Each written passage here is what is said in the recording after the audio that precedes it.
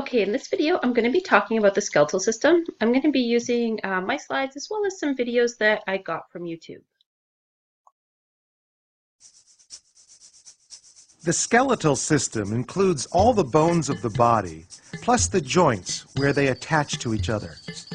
Our skeleton protects our internal organs, provides a framework or scaffolding that allows us to stand upright and move, stores minerals that our body needs to function properly, and produces blood cells.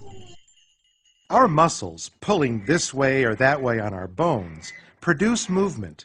And without the protection of our skeleton, even a simple bump on the head or chest could injure vital internal organs. Pound for pound, the bones of the skeletal system are stronger than steel.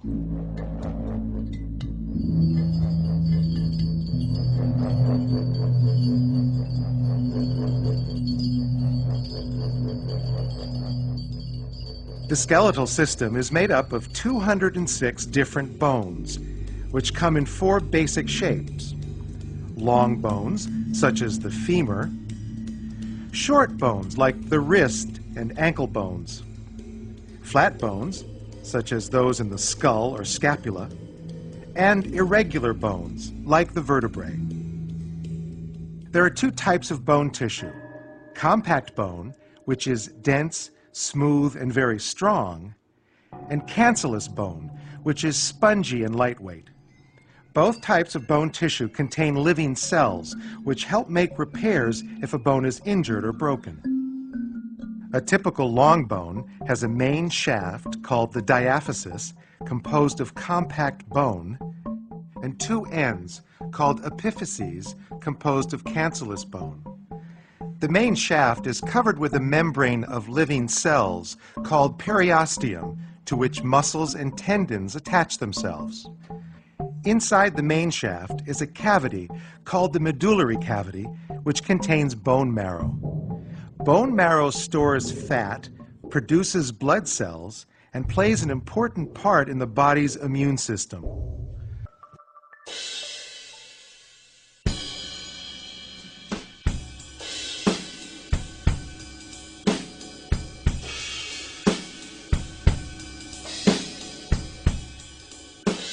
The skeletal system is divided into 2 divisions.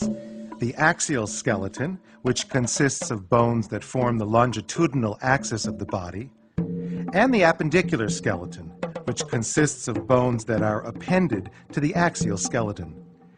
The axial skeleton includes 80 bones comprising the skull, vertebral column, and thorax.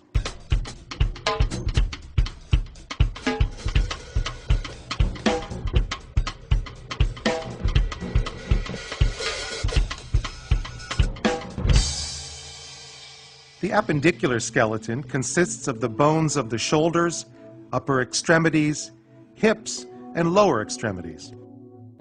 Now, our skeletal system is not just made up of bones. There's actually 3 different types of connective tissues that can go together to form our skeletal systems. Now, bones being the most prevalent one. Again, bones are the really, really hard, dense structural material that we have to give our body support. They are made up of a matrix of minerals, mainly calcium and phosphorus, but also some collagen fibers. We can see in our picture here, the dark areas, we can see that there's some canals inside of our bones and spaces for things like nerves and blood vessels and bone marrow. But remember, only a small percentage of bone is living, and we can find the majority of living bone tissue along the surface of our bones where tendons attach, muscle attaches. That's generally called the periosteum. And then inside bones, again, in the medullary cavity along the surface of that as well. That's where the majority of all living bone tissue is found. Now, when we break a bone, the section of bone that isn't living, those living cells actually will come in and reform the bone in that area to make it strong again. The second type of connective tissue I want to talk about are ligaments. Now, ligaments are really tough but very elastic and stretchy connective tissue, and that's because ligaments hold bones together. If they weren't elastic, we wouldn't get our range of movement that we have. So you can see here, here's our kneecap. So this is the patella. We have the femur being connected to the tibia by some ligaments here. And we have ligaments inside and along the front as well. The last type of connective tissue I want to talk about right now is what's known as cartilage. Now, cartilage is a really, really special matrix of mainly collagen fibers. This gives it very low friction. So it's almost like putting a pillow between your bones, okay? It gives it support. It's very flexible, but again, it's to cushion your bones. So imagine if your bones are rubbing against each other, that can cause pain and things like arthritis. It can cause bone spurs as well. So we have cartilage between all of our joints.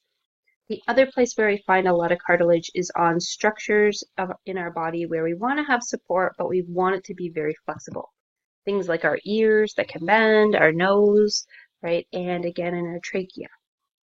We need the support for cells and other tissues to form those structures, but we need them to be flexible. Imagine if your ear was actually made out of a bone and every time you hit it, that bone broke. It would be very annoying and very painful. Now, skeletal systems in other animals. When we generally think of a skeletal system, we're thinking of what we have.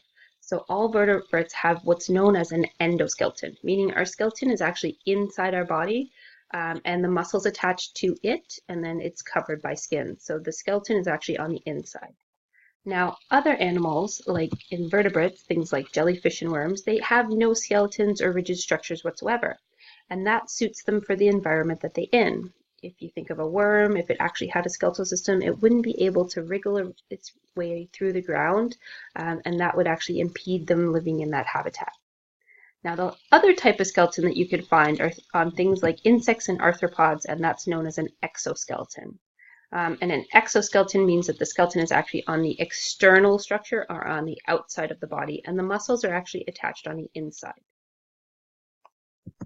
Now, I want to talk about diseases and problems. I've already mentioned arthritis, and that's the breakdown of collagen between joints that can lead to inflammation and pain. But there's other things that you might know of, like osteoporosis. And osteoporosis is actually the loss of bone tissue. So if we look at this bone here, this is a normal bone, and we can see this nice cancellous region of the bone, lots of connections. And then we look at this osteoporotic bone, we can see that a lot of those connections, a lot of that bone density has actually decreased, and that makes the bone actually very weak and brittle.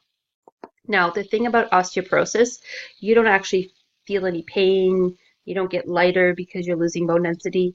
The only way that you can actually know that it's happening is either once you've broken a bone or if you have a bone density test.